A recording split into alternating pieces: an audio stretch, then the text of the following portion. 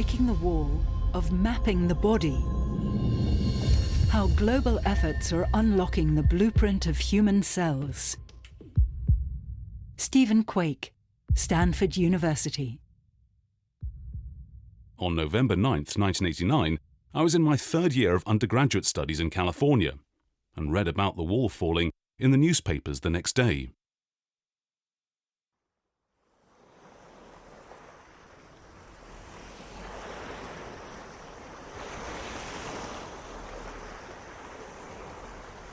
So we're going to talk today about atlases, which are collections of maps, and journeys of discovery in which such maps are made, both literal and metaphorical.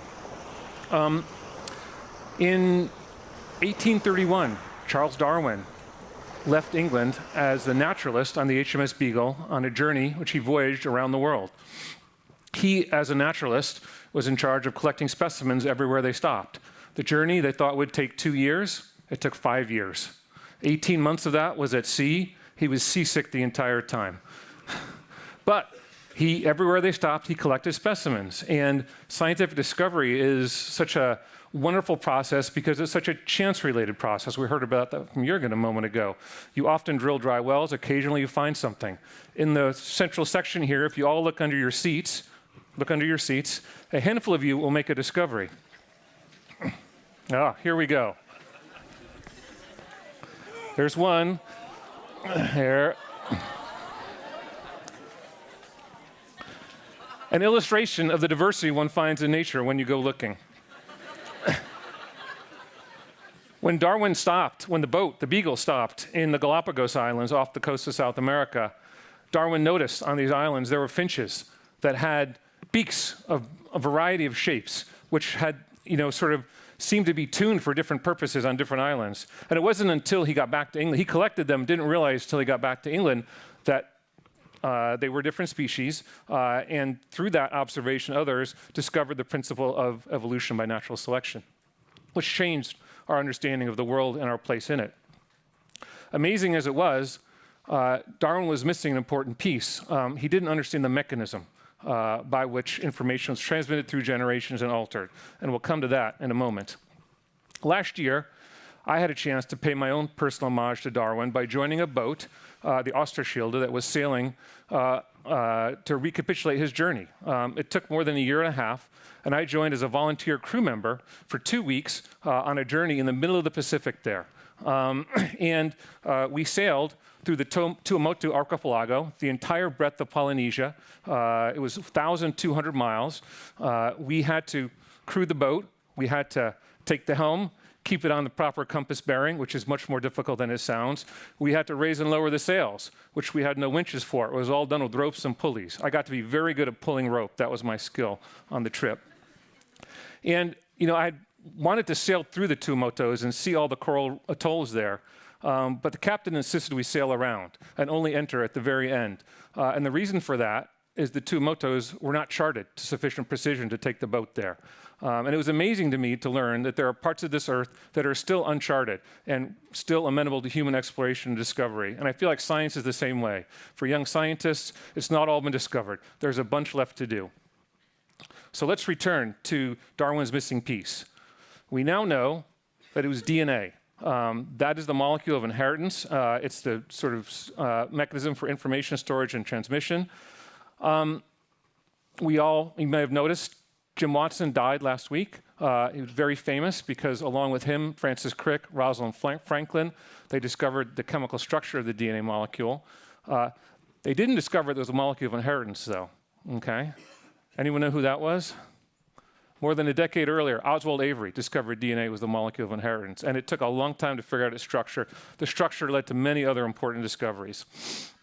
So DNA is often talked about as the blueprint of the organism, but it's really not. I think that's an incorrect metaphor, because every cell in your body has the same DNA molecule, the same DNA sequence, yet the cells that derive from that are very different. A heart cell, lung cell, neuron, all very different from each other.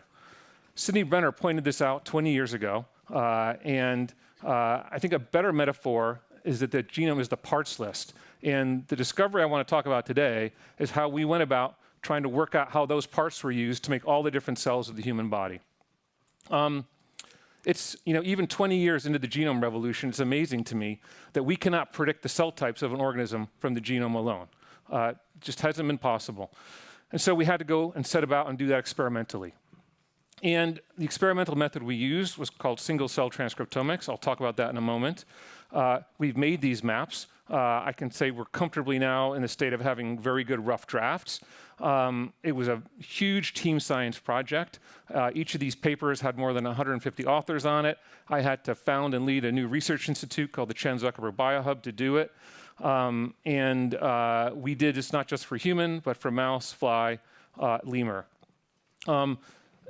These were the first whole organism cell atlases. Let me tell you a bit about how we did it and a little bit about what we learned.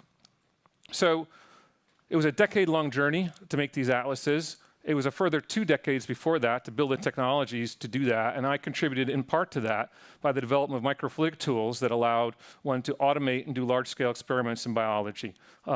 We did sort of the earliest version of this in my lab. They went on to become very important commercial tools that enabled the field.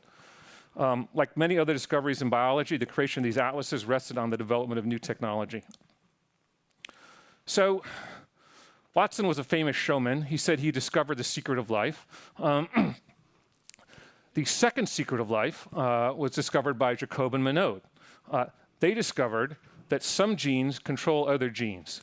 And the way that works is they will encode for proteins that actually bind to the genome, they bind to the DNA, and recruit the machinery that copies the information into RNA. Those are called transcription factors.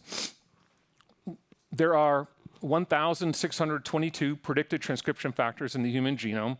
Some have been very well studied. Others are only predictions based on their sequence characteristics. We decided to take that whole set of sequences and look for whether they're expressed in our human cell atlas, in our Tabula sapiens. And indeed, we found all of them. And it was amazing. This was a new map. A map of which transcription factors determine which cell types. You can see it here. Each column is a different transcription factor. Each row is a different cell type. And for many of these transcription factors, they're expressed in only one or a handful of cell types and really define their state. On the right of the figure, you see transcription factors that are universal. They're expressed in every cell type of the body. They're ancestral, inherited through evolution, used not just in humans, but in many other creatures. Some of them are very well studied. They control cell division, stress response, metabolism. We discovered new universal transcription factors that, despite more than a century of cell biology, still had not been found. And this is now a map to understanding some very important biology that they regulate. Another discovery we made with the Tabula sapiens was that about senescence. So a man named Hayflick discovered something called the Hayflick limit, which says that cells cannot divide indefinitely. They can only divide about 40 or 50 times, then they stop. When they stop, they enter a new state. He called that senescence. It's something we now associate with aging. We discovered, and there's been wonderful work on that over many decades, we discovered that within the Tabula sapiens, we had the largest collection of human senescent cells ever found. And so we decided to study their gene expression programs across different tissues and discovered that there's not just one type of senescence. There's several different types, a set of different transcriptional regulatory programs that are used in different patterns depending on which cell type and tissue. And that's going to send us off in, I think, new understanding of how aging works.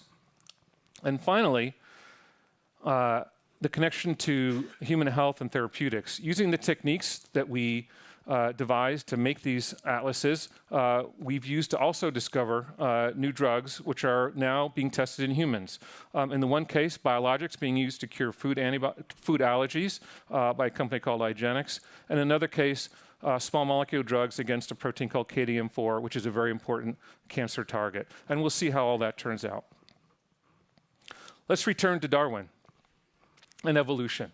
How do we interpret the information in the atlases? It's fairly challenging, and at a point I decided the way to do this would be to build large language models on the atlas data, and to use that to try to find insight. The same kind of models that are used to make ChatGPT and are driving the AI revolution, but instead of training them on text, we would train them on the molecular counts that were in the cell types that were in the atlas. And we decided to do this not just for the human data, but across evolutionary time, to try to have the models learn intrinsic aspects of evolution. So the current model is called Transcriptformer, is developed in collaboration with Theo Karletsos and his group at CZI. It's trained on 12 different species, so using not just our data, but other data generated by the community, both in human and in other organisms.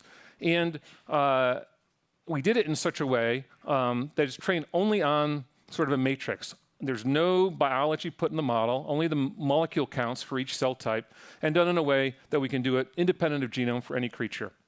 This has been very powerful. We've seen some incredible emergent behavior come out from that. For example, when we use the model to analyze data that it was not trained on, for example, data that was used to sort of simulate infection by stimulating cells with something called lipopolysaccharide. And we use the data from cells from one species to try to predict what happens to another species. The model can do that, and it does it very well. This is part of the value of having a model trained across different organisms, that you can see what happens in, for example, animal data and try to predict what might happen in humans. Or you can predict what might happen in disease. So the model was trained on healthy cell data. We used it to test it on data that was taken from COVID experiments, where some cells were infected with a COVID virus, others were not. And could the model distinguish which were sick, which were healthy? It could do that surprisingly well. Finally, these models are a long way from perfect. And the last two slides here, I just want to illustrate that. The first was some data. So we began to test the models on data that was not part of the training from completely alternate species: lemur, frog, lamprey, coral. The model is able to classify cell types from those organisms, and therefore, it's got great value. But you can see the performance is decreasing the further away you get from human evolutionary distance. We don't know why. That's something to solve yet as we continue to work to refine them, but illustrates kind of the frontier challenges of the model. And last, I will leave you with a story. This is Jorge Luis Borges. It's a short story. This is the entire story. It's a one-paragraph short story, and it's about map making. And I often get asked, you built this model only on RNA data, and you treat this cell as a bag of RNA.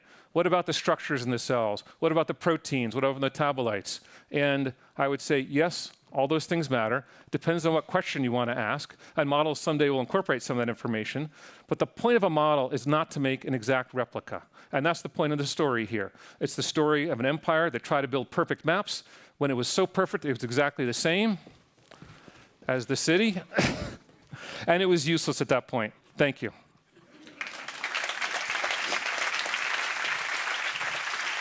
Thank you.